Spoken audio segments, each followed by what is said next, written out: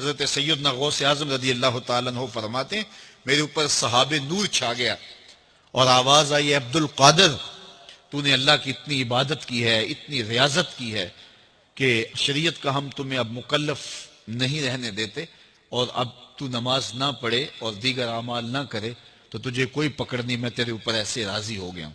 تو ایسے بادل سے آواز آئی، کہتے ہیں مان میرے دل میں خیال آیا کہ اگر عبادت کا مکلف نہ ہونا ہوتا امام الانبیاء صلی اللہ علیہ وسلم سے بڑھ کر کون اللہ کا مقرب تھا، لیکن ان کو تو کہا گیا وَاعْبُدْ رَبَّكَ حَتَّى يَأْتِيَكَ الْيَقِينُ، انہیں تو کہا گیا کہ آخری سانس تک اللہ کی عبادت کرنی ہے، تو میں کون ہوں کہ مجھے کہا جائے کہ تو اب عبادات کا مکلف نہیں رہا، کوئی بات نہیں ہے۔ تو کہتے ہیں میں لا حول ولا قوت الا باللہ پڑھا تو وہ جو مجھے نور نظر آ رہا تھا وہ سیاہی میں بدل گیا۔ تو وہ ابلیس تھا جو اس رنگ میں مجھے بھٹکانا چاہتا تھا، کہا عبد القادر اس مرتبے پہ پہنچے ہوئے کتنے لوگوں کو میں نے گمراہ کر دیا، تیرے علم نے تجھے بچا لیا۔ تو میں نے کہا ظالم میرے علم نے مجھے نہیں بچایا، میرے اللہ کے فضل نے بچایا۔ تو کہا پھر بچ گیا ہے، کئی میں نے یوں لوٹ لیے۔ اس پہ میں اپنی کوئی بات نہیں کرتا، پیر نصیر الدین نصیر صاحب کی ایک کتاب ہے پیری مریدی کی شرعی حیثیت، جو پیروں کی عزت افزائی اس کے اندر انہوں نے کی ہے نا، انہوں نے ایک جملہ میں بتاتا ہوں، انہوں نے کہا آج کے دور میں جس نے اپنا ایمان خراب کرنا ہے نا وہ مرید ہو جائے، اور جس نے اپنا ایمان بچانا ہے تو پیروں سے اپنے آپ کو بچا کے رکھے، خود پیر ہو کے۔ ٹھیک ہے، میں نے خود ان کو دیکھا ہے، میری ملاقات بھی گھر میں ان کے ساتھ ایک دفعہ سیٹنگ بھی ہوئی، 2007 یا 8 کی بات ہے۔ تو ان کے پاس میں نے دیکھا ایک وہ بوڑھی سی عورت آئی، وہ پیسے لے کے نا ہاتھ میں پکڑا لیں یوں اٹھا کے پڑے پھینکے، کہنی بی بی اللہ کو لو مانگ، پیر کے کر سکتا ہے۔ یہاں بھی جیل میں تقریر کر کے گئے نا، ایک بار ہی بلایا، دوبارہ انہوں نے بلایا ہی نہیں ہے محفل نعت میں۔ ان دنوں بارشیں نہیں تھی ہو رہی، تقریر ان کی رکھی ہوئی تھی، کم از کم 25-30 ہزار مجمع تھا، پورا اسٹیڈیم کرکٹ کا بھرا ہوا تھا۔ اس کے بعد یہ طارق جمیل صاحب کا جلسہ اتنا بڑا ہوا ہے جو وہ ہوا تھا، مریدوں نے بلایا، انہوں نے کہا تسی کہندے ہو پیر دیندے نے تے سارے پیر لے آؤ نا، بارش کرو، نہیں دیندا جے لے لو، او دی مرضی جدو دے گا۔ اسی لیے تو کہتے آخری وقت جو جی وہ وہابی ہو گیا سی، جی یہ ہو گیا سی، وہ ہو گیا سی۔ اگر وہ وہابی ہو گیا سی تو پھر تہاڈی بزرگی چ کمی ہے کہ تہاڈی اولاد بھی ہو کے تہاڈے سلسلے چ بھی ہو کے وہ گمراہ ہو گیا۔ پیر تو اسی لیے کیا جاتا ہے نا تاکہ آپ گمراہ نہ ہو، اگر پیر ہی خود گمراہ ہو جائے، مریدوں کو چھوڑ دے، اگر پیر گمراہ ہو رہا ہے تو بڑے بزرگوں کی بزرگی سٹیک پہ لگ گئی ہے جن کی وجہ سے وہ بیٹھا ہوا ہے۔ اچھا پھر میں آپ کو ایک واقعہ بتاتا ہوں، یہ شیخ عبد القادر جیلانی رحمہ اللہ تعالیٰ کے بارے میں ایک واقعہ ہے جی۔ وہ ایک دفعہ ایک جنگل میں عبادت کر رہے تھے تو آسمان سے آواز آئی، ایک روشنی ظاہر ہوئی، عبد القادر تجھے اللہ نے بخش دیا، اب کے بعد کوئی نمازیں نہیں، جو مرضی کر۔ تو انہوں نے پڑھا لا حول ولا قوت الا باللہ، تو وہ شیطان تھا چیخ مار کے غائب ہو گیا۔ شیخ عبد القادر جیلانی نے کہا کہ نمازیں تو نبی کو معاف نہیں تھیں، میری کیا حیثیت ہے؟ تو جاتے جاتے اس نے کہا کہ شیخ عبد القادر جیلانی تیرے اس مقام پہ پہنچے ہوئے 70 اولیاء اللہ میں نے بہکا دیے ہیں اسی بات کے اوپر، تو اپنے علم کی وجہ سے بچ گیا ہے۔ تو انہوں نے کہا یہ تو نے دوسرا وار کیا ہے، میں اللہ کے فضل کی وجہ سے بچا ہوں۔ یہ اللہ اکبر، اس واقعے کی میں انجینئرنگ کرنے لگا ہوں کہ سر وہ جو 70 غوث تھے جن کو شیطان نے اوندھا منہ کر کے دوزخ میں پہنچایا ہے، ان کے لاکھوں مرید کدھر گئے؟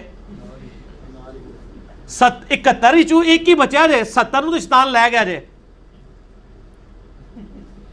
تے سانو کے پتا ہے تسی جڑے پیر ساڑے بنا رہے ہو انہوں نے کیا ہونا ہے؟ اگر غوثہ نہ لے ہویا ہے تو پھر ہم کہتے ہیں اس کو اپنا پیر مانے جس کی گارنٹی قرآن میں ہے، ما ضل صاحبکم وما غوا، تمہارے نبی نہ کبھی بہک کے ہے نہ کبھی بیرا چلے۔ اور یہ اعلیٰ حضرت نے خود لکھا ہے، اعلیٰ حضرت کی ایک کتاب ہے بیت و خلافت، بیت و خلافت کتاب ہے اعلیٰ حضرت کی، وہ میں نے اس میں حوالہ دیا ہے۔ اس میں انہوں نے لکھا ہے کہ یہ جو بایزید بستامی کا قول ہے نا، جس کا کوئی پیر نہیں، اس کا پیر شیطان ہے، یہ محض باطل ہے۔ تحقیق ہر سنی مسلمان کا پیر محمد رسول اللہ صلی اللہ علیہ وآلہ وسلم۔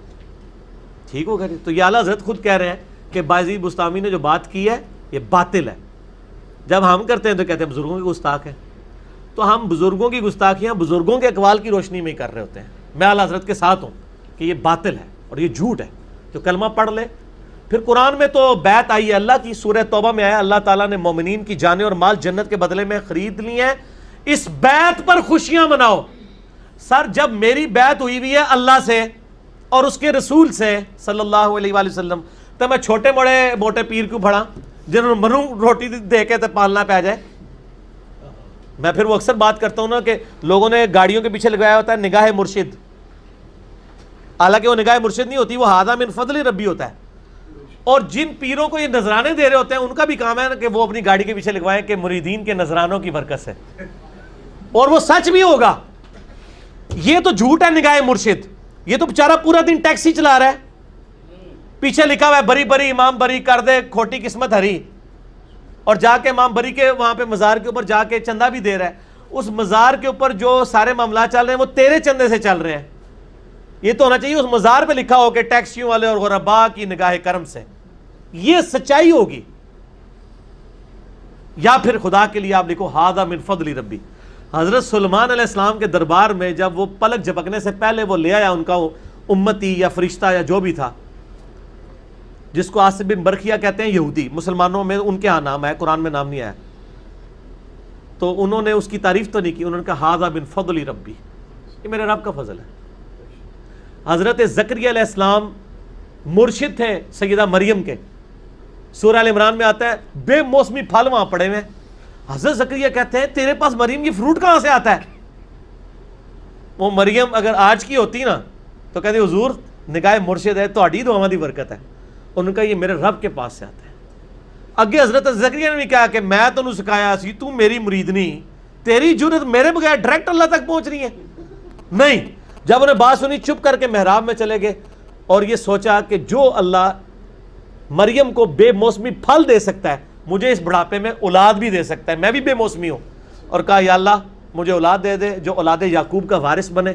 یہ خانقاہ ٹیمپل آف سلیمان, یہ جو خانقاہ ہے ہیکل سلیمانی, اس کا مجھے ایک گدی نشین چاہیے. یہ تہاڈے لیے گدی نشین نہیں, نبی جو توحید سکھائے, جو اولاد یعقوب کا وارث ہو بنی اسرائیل کا.